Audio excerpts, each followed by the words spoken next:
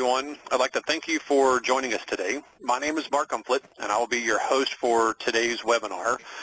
Today's webinar is going to be focused on customer loyalty and how IT solutions can help you build this loyalty with your manufacturing customers. Now, before we begin, there's just a couple of logistical items I'd like to mention so that you can get the most out of your attendance on today's session. We'll have time at the end of today's webinar to answer all of your questions. You can submit them via the question and answer panel within WebEx. So you can just click on the field that's available for your question and just hit send. We'll typically try to hold all of the questions till the end of the presentation, and we'll get to as many of them as possible. If we see a question come up that's relevant for this section that we're going through, we can try to answer it as we go, but we'll definitely get them as we get to the end. Now, at the bottom of your screen, there's a little monitor icon with a red arrow. If you click on that, it'll actually take your screen to a full view, which actually make it a little easier and more pleasant viewing experience, just so you can see the content a little bit cleaner in that fashion. Now, today, I'm joined by an excellent panel of guest speakers. Joining me today to actually introduce some of the key issues and trends that we see within the industry is Andrew Dalziel. Andrew is the Director of Industry and Product Strategy here at Infor, and so he's going to share with us some insights around what customer expectations are and what do we see that's impacting a manufacturing company's efforts to try to sell those customers more.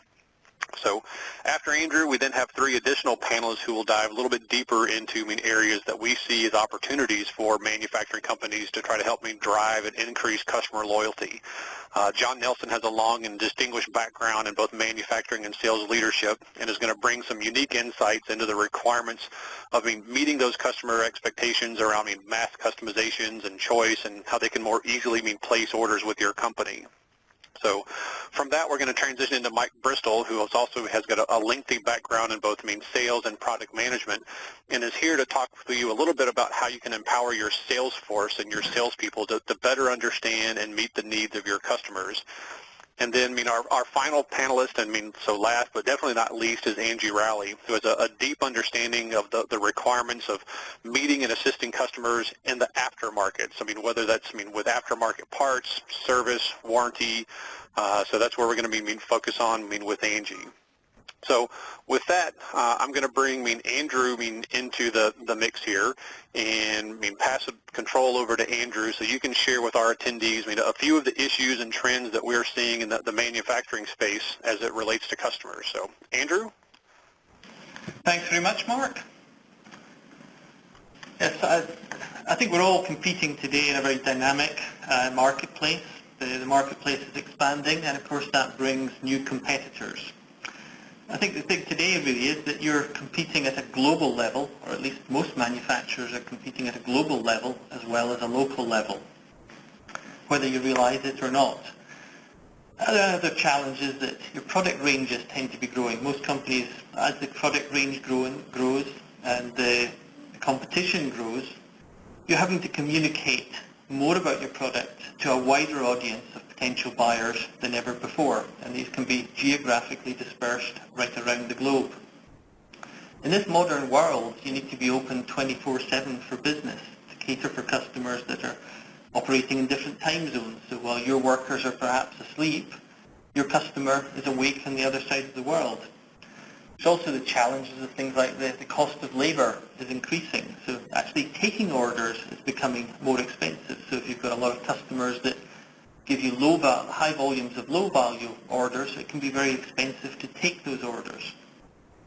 And also if you're in the business of supplying in the B2B market for the supply of goods, there's new companies entering this market. Companies such as Amazon and Google are now entering into the B2B market for the supply of general goods. So always more competition there. It's a more global market with more global competitors, and most people are experiencing increasing product ranges. So this is making it more difficult to win and retain business. You need a brand visibility at a global level today, and to provide easy access for your customers to be able to buy from you whatever the time of day. So you need 24/7. This is why things like e-commerce are becoming very prevalent, whether it's B2B or B2C e-commerce. If you're not open for business, your potential customer or your existing customer can easily go elsewhere to buy. So not only do you need to be able to take those orders 24/7, you need your systems to be running and monitored 24/7. So while you're asleep even, your systems need to be running to take those orders.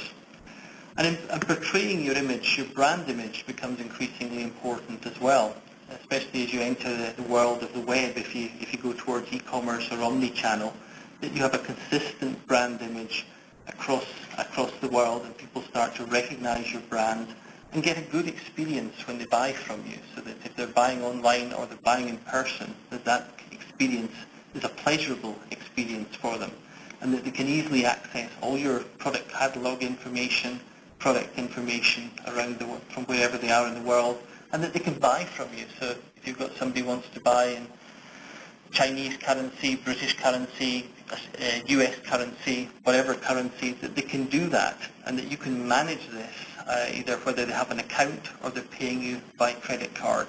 All of this lends itself to you being able to achieve more business and being able to satisfy your customers and get repeat loyalty business.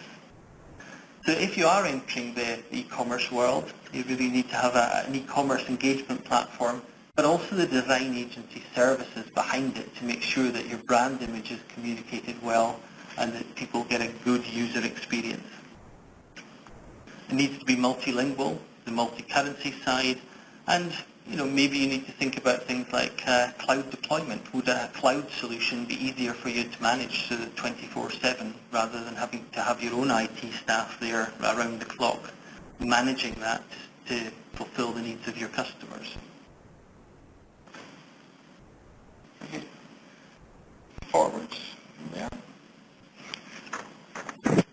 So these new channels to market, as I touched on e-commerce there, but e-commerce is of course not the only new channel to market. There's many different channels to market, and they all make up what we talk about today as being the world of omni-channel.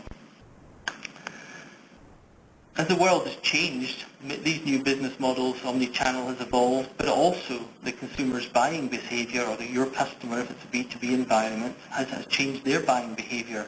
And today we're seeing multi-dimensional consumer buying behaviors. To really satisfy your consumer today, to build customer loyalty and give them the experience that they're looking for, you need to be able to reach out to them in many different channels, whether it's e-commerce, whether it's telephone sales, whether it's vendor-managed inventory to deliver inventory to them, whether it's a catalog, whether it's call your service desk and place an order there.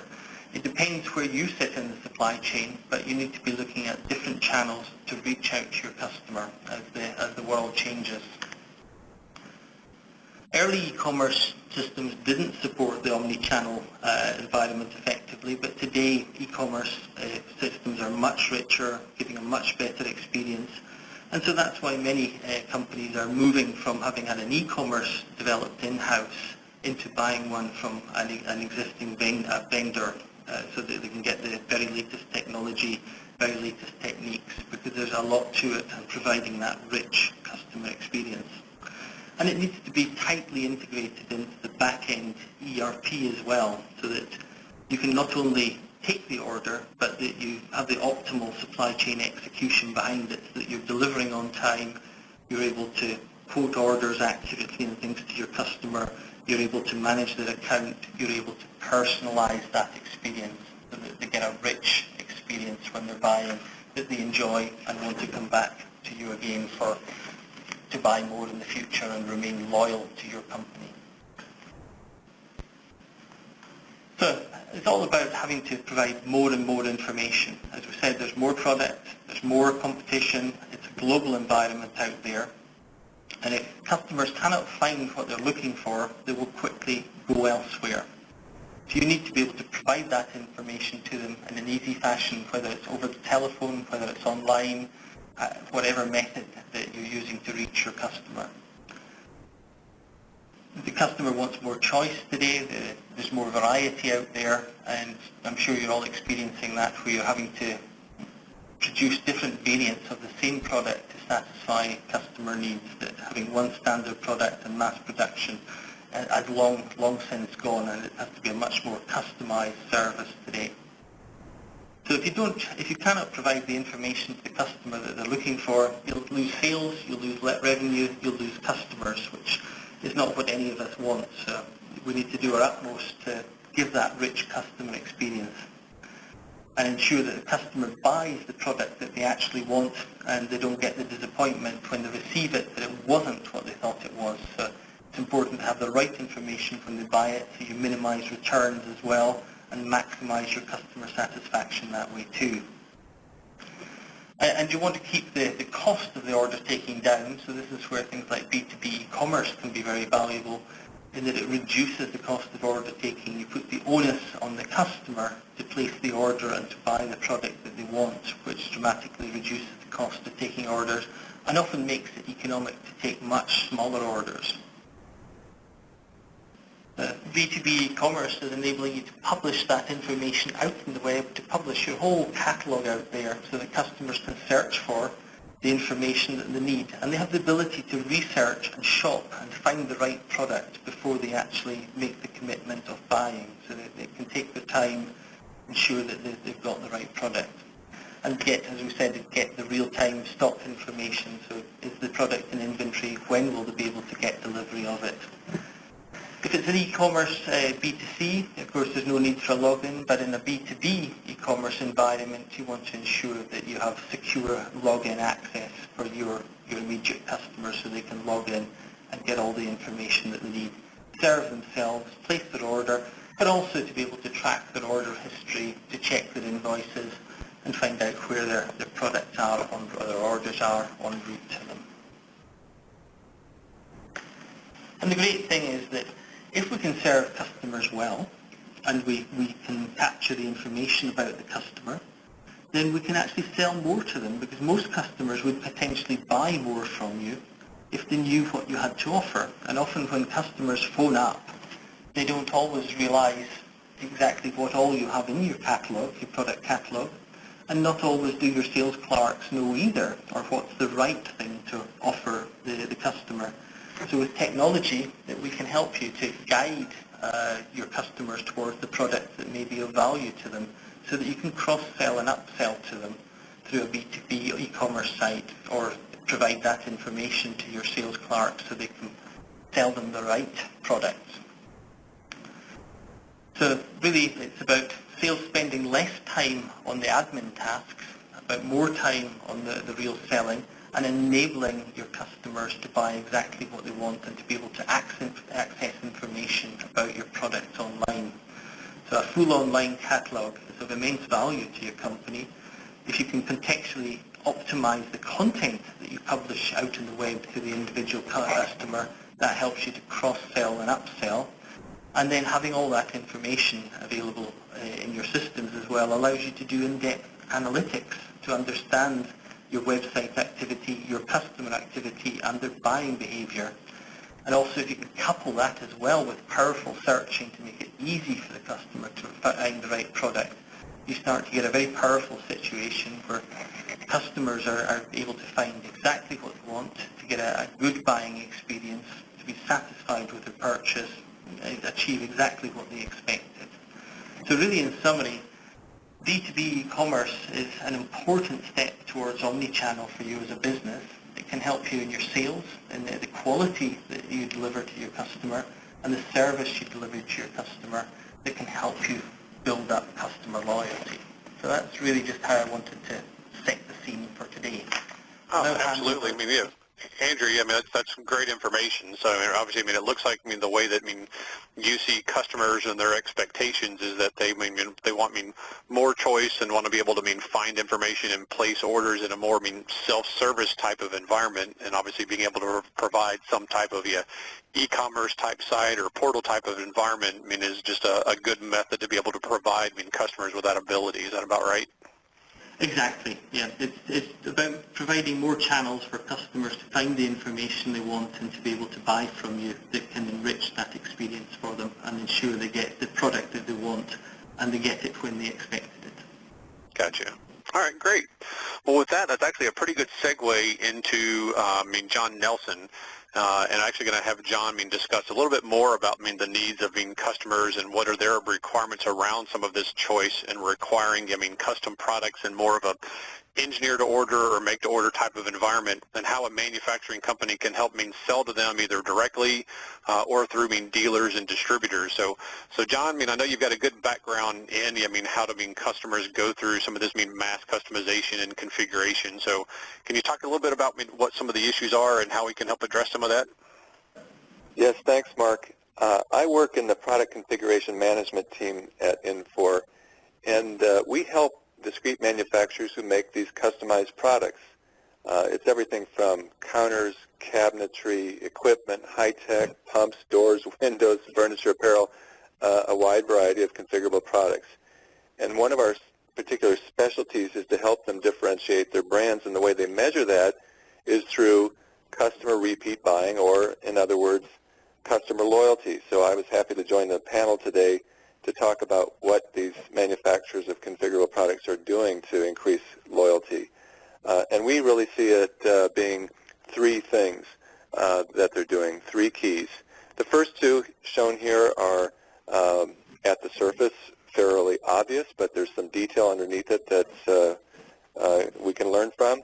And the third one, I think, might not be so obvious. So first, of course, you've got to deliver a great product. You've got to meet the customer expectations every time they order. Perfectly manufactured products drive loyalty. Second, when manufacturers are very careful to have exactly the same buying experience every time they interact with a customer on the web, through a dealer, through customer service, in their ordering systems, the customer is clearly more loyal. They don't repeat if it seems like a random experience every time they interact with you and get a different person from the manufacturer who uses a different process. But the third item is one that's not always intuitive, and that is that a lot of manufacturers of configurable products sell through dealers and distributors. And so to keep customers loyal first means keeping the distributors loyal, and then enlisting them to help you drive customer loyalty. So what we're going to do for a few minutes here is take a look at each one of these areas. What do manufacturers do to meet and exceed high product expectations, a consistent buying experience, and drive dealer loyalty, which drives customer loyalty? So let's start with high product expectations. Let's just say it's a given. You're already at Six Sigma product quality in a perfectly lean manufacturing environment. Your customers love your products. They're phenomenal. You still have two problems, probably, if you're in configurable products. The first is they're very difficult to order, so the orders sometimes get wrong. You don't meet customer expectations. And the second is that orders are difficult to translate into manufacturing instructions. So sometimes you don't manufacture exactly what was ordered. A lot of times, configurable products don't fit very well into CRM and ERP ordering systems. So what manufacturers have done is develop complex spreadsheets to ensure the features and options are captured correctly and pricing is calculated. But over time, the breadth and depth of products expands and becomes too complicated for these spreadsheets to deal with. So errors creep into the spreadsheets, and then when the spreadsheet orders are transferred into the ordering systems in ERP, more errors creep in. And so a lot of manufacturers have turned to what's called product configurators to perfectly capture configurable product orders. Inaccurate orders lead to disloyalty. So this is the first step to get right. And by the way, this is what my team does. So if you happen to have an interest in it, you can learn more about what we do at infor.com/solutions/PCM. In any case, once the orders are perfect, the second area where problems sneak in is when manufacturing instructions are created for the configurable products. And that's because it's mostly a manual effort. So now it's possible for product configurators to act not just as sales tools, but also to generate the unique bills of materials, routings, and even shop drawings without any manual effort. Even CAD drawings that the shop floor uses can be done on the fly. And by capturing, number one, the perfect order, Number 2, creating perfect manufacturing instructions. And 3, delivering high-quality products over and over. You're creating the environment which leads to customer loyalty. Now let's turn to the second area, which is the consistent buying experience. The first challenge is that configurable products are difficult to learn to sell. There can be so many features and options for so many products that can literally take years for new sales reps to get familiar with the product line. This is a particular problem with configurable products selling. And the answer is to bake guided selling techniques into your quoting system so even new sales reps are using the same sales approach as experienced ones. Second, I recommend using a waterfall approach to collecting information with the customer. Buying configurable products is not a one-step process. It takes multiple steps usually. We all hate being in a hospital and being asked to repeat, "Are we allergic to penicillin?" a dozen times. Well, buyers hate repeating themselves too. So when a dealer collects 90% of the information, store it in the quoting system. And then when an engineer steps in to help with a unique customer requirement, let him access that information, then store what he's added to the equation. And if customer service rep or somebody in the customer contact center helps in the buying process, perhaps to deal with a special order or a special service, then give them access to all that accumulated information and let them complete it. It is really impressive to customers to see a team approach to supporting them. This is a big differentiator. And then third, regardless of how much the ordering process for configurable products is improved, it's still more difficult than selling off-the-shelf products. So make it easier for customers to remain loyal by making it easier for them to repeat buy. Make sure that it's easy to start with products they've already ordered and then copy and modify them rather than starting from scratch. This can be a big competitive barrier which makes it very hard for customers to switch to another provider because they'd have to start all over again teaching the vendor about their unique requirements. And then finally, just a few points on the dealers and distributors. They can heavily influence customers to stay with your products or to switch. So make it very, very easy for them to order. Make them want to do business with you. They don't want to learn a new ordering system, so make it easy for them to stay. They'll guide customers to your products. Make them proud to present your products to customers. If your quote documentation is great and much easier to gather than your competitors, then the dealers are more apt to remain loyal, especially if those quote docs are excellent and they can associate themselves to it by applying their own brand in some agreed fashion to these bid packs. And then third, the works generally get gummed up when distributors have to call for technical engineering support or pricing authorization. They place a phone call and they wait. And that's a random amount of time until they get it resolved. So bake as much of this into the system as possible to eliminate the need to freeze the buying process. And when help is needed by the dealer, use workflow to bring the manufacturer representatives or engineers seamlessly into the buying process. This can also be a very clear differentiator to customers who don't like waiting around for quotes to be completed. They want them fast. Mark, that was about all I had, but just give me one second. I actually see a chat question here, Mark. Just okay. Let me take 2 seconds to read it. Sure.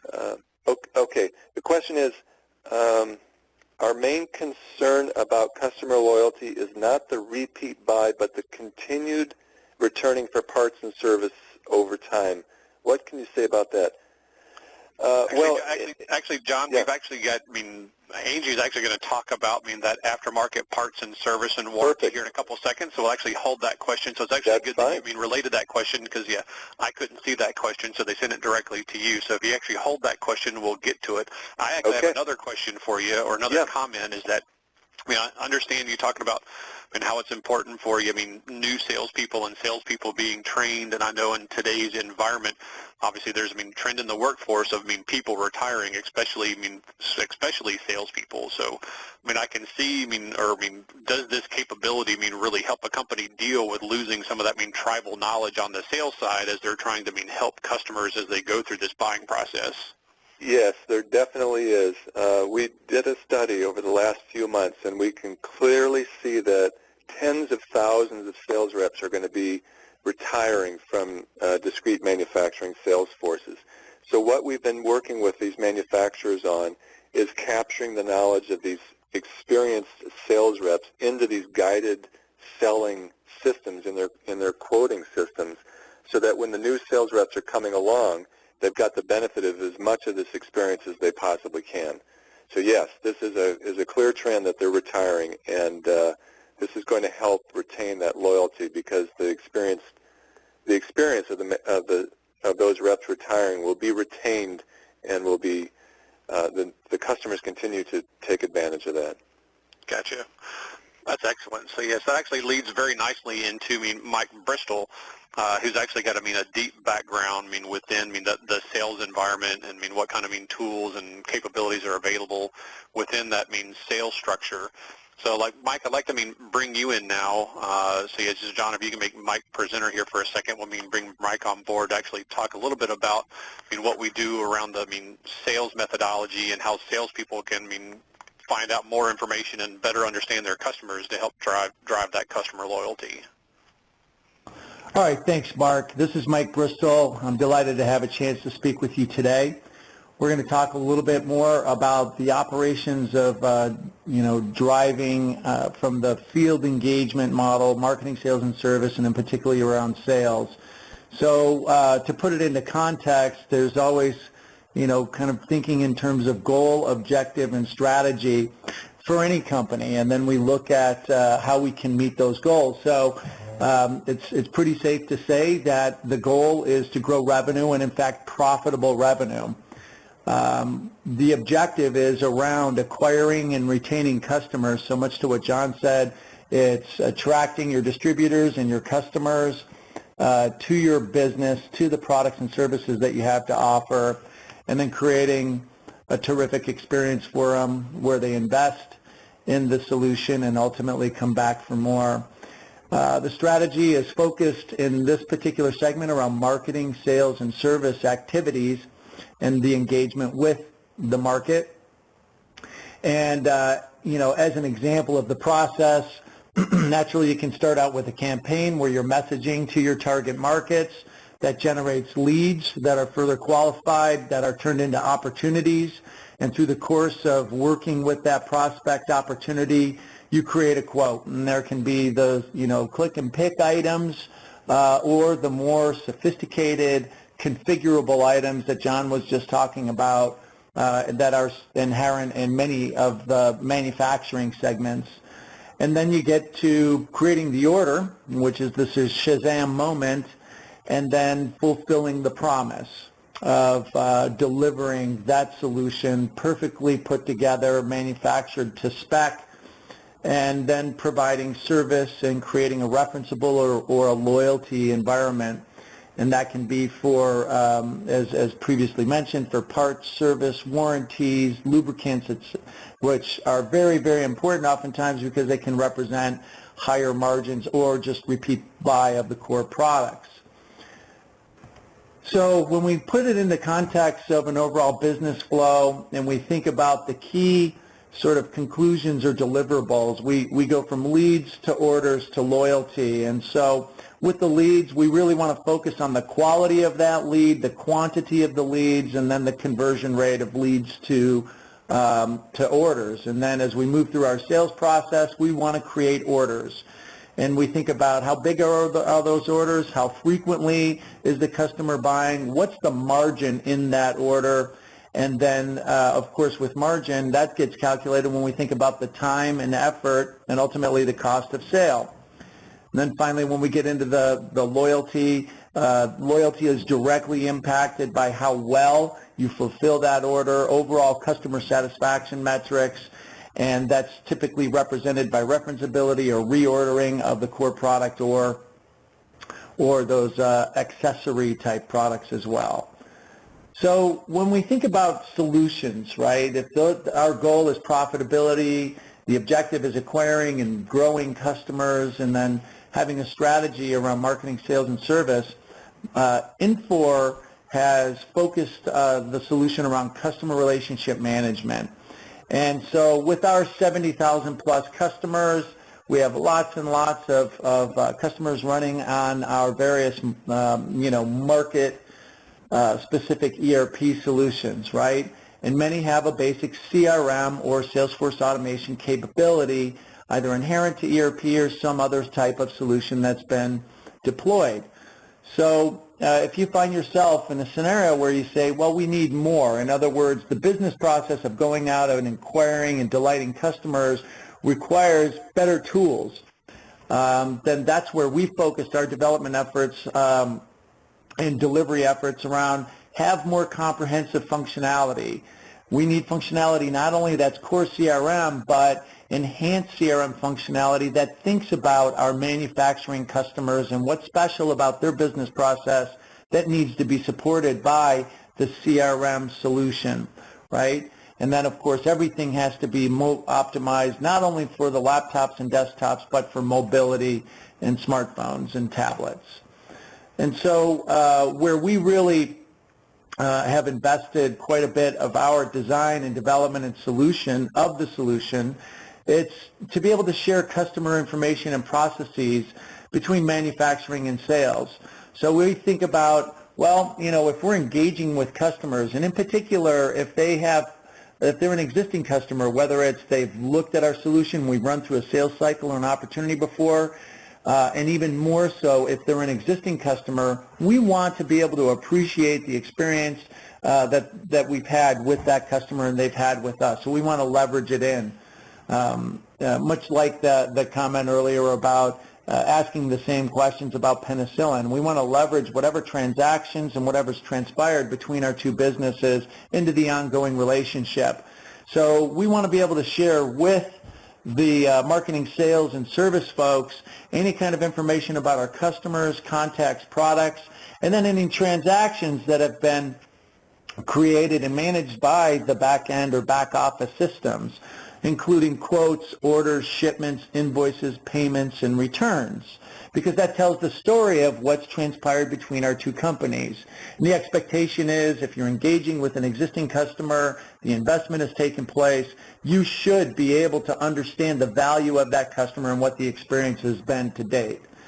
So we also need to be company savvy by embracing multi-company, multi-site, and multi-install. So a CRM solution can be great at leads and opportunities and campaigns and activities, but we really want to make it special by leveraging all the information about our customer where it's in the back office, and then we want to think about how those back office solutions have been deployed.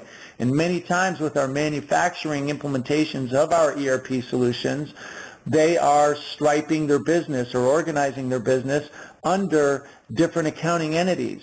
And that means something, certainly for ERP, a very important evaluation point for ERP to be able to support it, but then thinking about what does that mean to CRM? And out of the box, CRM doesn't necessarily contemplate that, so Infor wants to make sure that we do contemplate it and in fact deliver a solution around it. So the result is an overall CRM solution that will enhance the effectiveness of our business people, right? Because in the end, software is a tool. And so we're saying, hey, how we engage the market, how we satisfy our customers through the sales and fulfillment process, we want to provide the tools that give our people the wherewithal to deliver timely, accurate information, compelling information that's going to result in a competitive advantage. So if we look at this visually and we think about ERP on one side where we've got tons of, arguably the most credible information about our customer, where we're actually generating, legal documents in the way of quotes and orders and so forth, right? And where we collect that information and where we're invoicing and receiving payments, we want to be able to reveal and employ this information on the CRM side. But where we have a terrific CRM solution, and in this case, Salesforce.com, the market leader in CRM, we end up with a chasm, right, where you can have two excellent solutions, one for the back office, one for the front office. And where Infor has focused our efforts is being able to connect these solutions to leverage the information and the business processes between the two audiences of back office and front office people. And then also fortifying the CRM solution with that back office information I mentioned previously. So we want to load it up with all the front office or the CRM solution with all of that back office terrific information, including customers and contacts, and then the transactions of quotes, orders, shipments, invoices, payments, and returns. Now, once we have that information, it can help us on the front end of engaging with our customer, of serving that customer, and of really, differentiating not just with your manufactured product, but with the relationship. So typically, when does a sales rep find out that a shipment is late?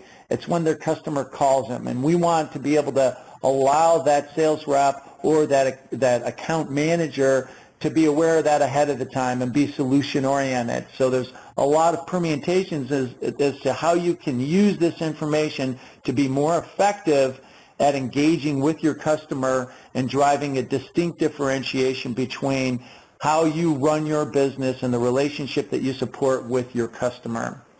So in the end, if you bring together the power of CRM and ERP, the front and back office, and then focus on an excellent CRM execution with your people, Salesforce actually does quarterly third-party reviews with their customers. So they poll their customers via a third party and say, how is this affecting your business when this solution is implemented? And so these are really samples of target objectives, target metrics that you want to measure your business that really reflect a successful business. So on the left, we look at some of the service metrics that these customers are actually experiencing, and that's a 40% increase in agent productivity, 37% increase in first call resolution, one and done, ask the question, get the answer, and a very incredible improvement in the overall time it takes to resolve a case. Call deflection, meaning using alternative resources for customers to gain an answer, which these are the last two, which are arguably the most important, customer satisfaction and customer retention, where we have remarkable gains by providing effective tools and information and process to the people who are working with your customers. On the sales side, we're seeing more sales, right? Productivity of your salespeople, productivity from mobile. And then, the big hitter, they're selling larger deals, having an improved win rate, having an improved cross-sell and upsell, meaning the various products that are being included in that order, and ultimately forecast accuracy, which is naturally important from the sales side of the business. What are we forecasting that we're going to close? But from a manufacturing perspective, it's important to everybody because we want to have a view into the future so we can prepare to execute on it, not only from the sales side, but naturally from the fulfillment of that order to delight the customer. So with that, Mark, I've wrapped up my piece of the presentation, and we can move over to Angie. Yeah, I was going to say that's some great information, some great statistics there, and some pretty impressive numbers. On just exactly what you can get from a top-notch Salesforce automation or CRM system. So so you actually want to pass control over to Angie. That would be great because with Angie, actually I want to start talking a little bit more about some of the aftermarket sales and service. So I know we've talked a lot about the front end of how do you sell products, the choice that people want, the different ways that you can, attack the customers. But on the back end, we actually see that, service is becoming a larger and larger percentage of revenue for organizations, and profits, coming from manufacturing companies are coming from this aftermarket sales and service. So, we see a large amount of companies that are looking at whether it's, their spare parts, it's their depot repair, whether it's field service, and and being able to manage that side of the business, because a lot of times companies will take products or they'll take projects on board, whether it's engineer to order or configure to order type product at minimal margins, because they know that the life cycle of that product or piece of equipment could be 10, 20, 30 years. And so they want to be able to maintain the service levels and have the warranty and aftermarket parts is where they're actually going to make a good portion of their profits moving forward. So Angie, I would like to bring you on board to see if you can actually talk through a little bit about some of these different areas that we see around being able to service these customers in the aftermarket. Yeah, definitely.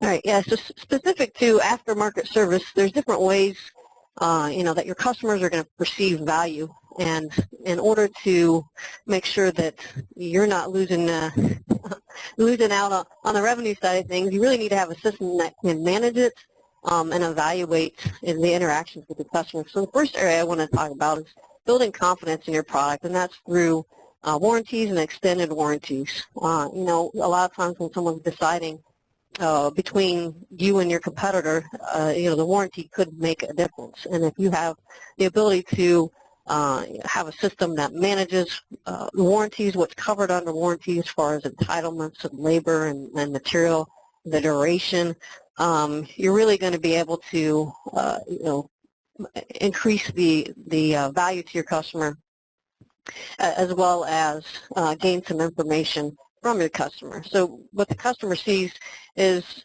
a company that stands behind their product. And what it is you gain is information from that customer. When you are offering a warranty, they're more likely to register the unit with you, so you learn information about who they are, when they bought it, how old their equipment is. So that could possibly kick in back to what Michael was talking about, a lead generation. The life cycle of the equipment's 5 years, 10 years, and when they bought it. It's going to trigger some CRM activities to actually go back and revisit, maybe sell a new unit or offer extended services. Another thing that the extended warranty or warranties, offering warranties to your customers could do is give you visibility as to bad quality parts. And if you're going out and you're doing repetitive service calls, or you're receiving equipment back into your shop and it's just, one of the components is bad, you can be a little bit more proactive when you have that information, and what other customers might have an equipment in the field that has that component, and you can actually present yourself in a better light by being proactive and notifying them that there's a part that needs to be replaced before it actually breaks. So on the back office, you really need to have the ability for the customer to come out and register for that warranty easily. It goes back to what Andrew was saying about self-service portals. You really need to have the information stored and called up, so as soon as you contact that customer, you know exactly what they bought, what's under warranty, minimizing the same number of questions like John had mentioned. And you really need to be able to track what kind of work are you doing under warranty, so you can get an idea as to where your problems are. And the biggest one, and we'll talk about more on the consumer side of things, I bought a treadmill and it had a 2-year warranty. And I called, and then we tried to resolve the issue over the phone, and they ended up sending that service tech out and replacing a part. And the one thing, I was happy with the service. I'd recommend the treadmill, so you got the word of mouth there. But the one thing that would have really made me upset is had I got a bill for that service. But they knew exactly what I had and what my warranty covered, and I wasn't billed for. So you really need a system that marries up your work order system with your warranty system, so that when the work order goes through processing, you're not generating invoices to your customer. It's going into the warranty claims bucket. Second area that I would like to talk about is cultivating a sense of partnership, and you can do this with maintenance contracts. Yes, your customers are probably going to have to buy, put some money up front, but it really has value add because, in this day and age, the economy's tight and you want to budget. So if you're buying a service contract, you're paying X amount of dollars for service for the next, so many months, years, maybe it's a monthly a service that you're paying for. But, it gives you peace of mind that anything that comes up, is going to be handled. any routine maintenance that needs to be performed is going to be taken care of. It's one less thing that your customers have to worry about, and the gain that you get from that is you have interaction. You're going to get a little bit of loyalty out of building a relationship with them. You have an opportunity each time they interact with you to perceive you as a trusted advisor, and the more that they are confident in your understanding of the business and the equipment, the more likely they are to repeat buy. What you're going to gain out of that, obviously the more touches you have with them, like I said, you're going to be able to build a relationship. If you have field techs, you're going to be able to go out and see maybe what other competitor products your customer may have, and it gives you a little bit of insight as to where you're losing, and getting a visibility of what products they have and why they chose them. You also have a little bit more control on your planning side. So when you're setting up or maintenance contracts, you know what's coming. You got to change the oil, every so many months in the filter, and knowing what material and what resources are needed for that, you have a lot better control over your internal operations. So, you're benefiting from it, and your customers are getting the sense of partnership. So you definitely have to have a system that can handle work orders, that can actually link the work orders to the contracts. So anytime that you're obviously you've sold your contract up front, you have the money up front, but you need to make sure that you're making do some margin analysis. You need to have a system that can marry the work orders to the contract to see maybe you're not selling enough service contracts. Can you afford to drop the price? Maybe you're not making any margin on the contract, so maybe you need to raise the price. You can do some data mining on your side to make sure that it's profitable for you, as well as as we said before, it gives that perception of partnership with the customer. Another area that you can build loyalty is through service level agreements. When we talk about the perception of importance that your customer will see. If you have a service level agreement with them, then you react within a certain amount of time. It makes them feel important. It reduces the duration of downtime for them, and what you gain is a clear black and white level of expectations that you need to meet. So in order to have successful service agreements with your customer, you have to be able to monitor that in your system. So anytime you have to, if the customer calls, you have to know at what level do you need to service them. Is this a gold level agreement where we've got to reply within an hour, and then we've got to send somebody out within 2 days, or receive the equipment back in or ship them out a good equipment within the next so many days or hours. So you just have to have that a system that can marry the customer with the agreement, and when any contact is made, you need to be able to monitor that.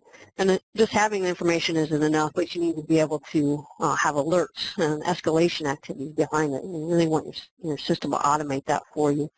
And then another area you can succeed with the service level agreements is through more of a gamification type rollout, where the whole company gets involved and buys into the concept of meeting expectations for the customer.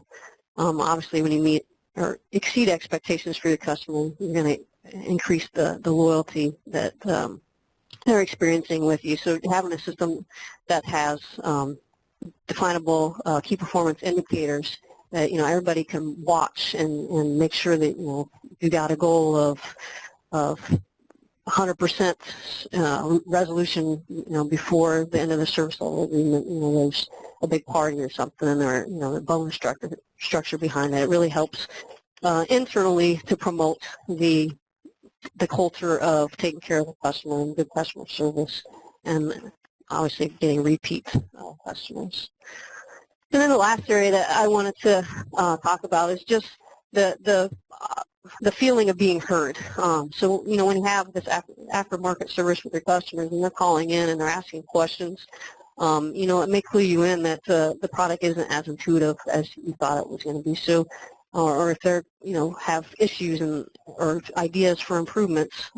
This is a way you can track communication with your customer. You can turn that into information that can drive the product direction. And if they see that, the next model of the product has been improved in the areas that they were having pains, then, they get this sense of being heard, and they're going to be, more engaged with you, and you're going to have that sense of loyalty driven there as well. And, just being able to track all the questions through a call center, maybe even offering, whether it's complimentary or, sold, where you can actually inspect the products so that you have an of so the wear and tear as a life cycle, what you thought it was going to be, and having on-site visits where you build interaction as well. But yeah, just any kind of service interaction does help drive the product direction, maintain a relationship with the customer, and build loyalty. Just a couple minor points before I end it, because I know we're running out of time, is you do need to have a solution that keeps you informed no matter where you are. So mobility is key, and we all know that. And being able to have the capability of looking up information and tracking information out in the field or at home is priceless, and that's going to help drive a product and be more responsive when you're in front of the customer and have the answers right away and look like the expert in the field. So that, Mark.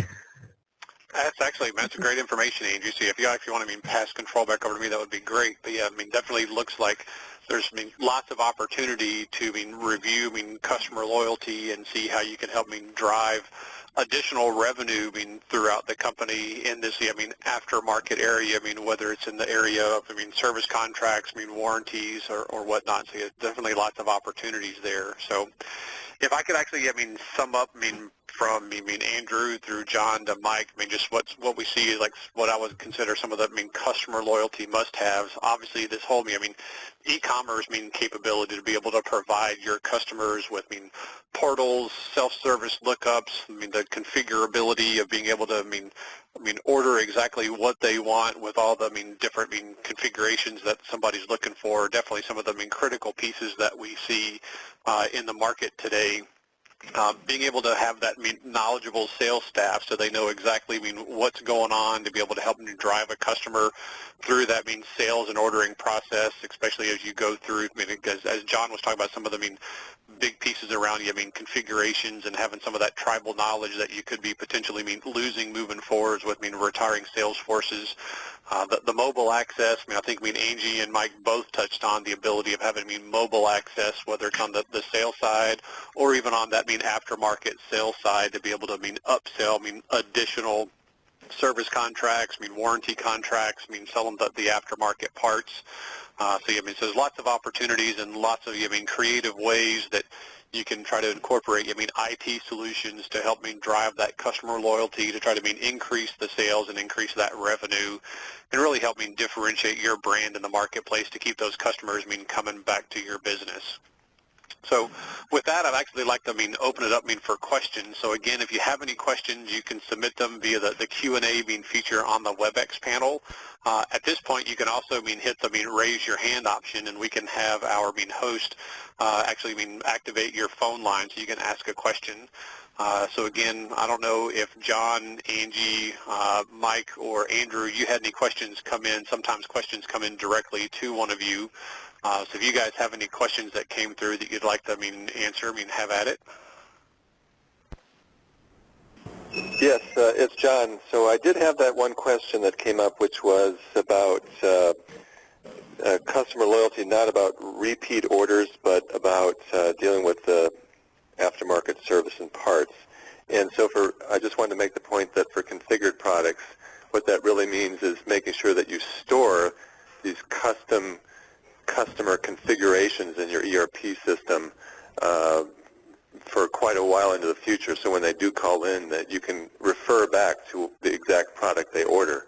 Because if it's not an off-the-shelf product, it can be pretty hard to figure out. Absolutely. That's one of the things that Angie touched on with her piece on the aftermarket is as you integrate with your ERP system and your configuration, you can actually then store the as designed configuration, the as built configuration, as well as in the as maintained or as is configuration, so you understand exactly what components that are on there. If that particular component has history of failure or whatnot, you can then start getting proactive with trying to reach out to those customers to replace parts or go through that particular process.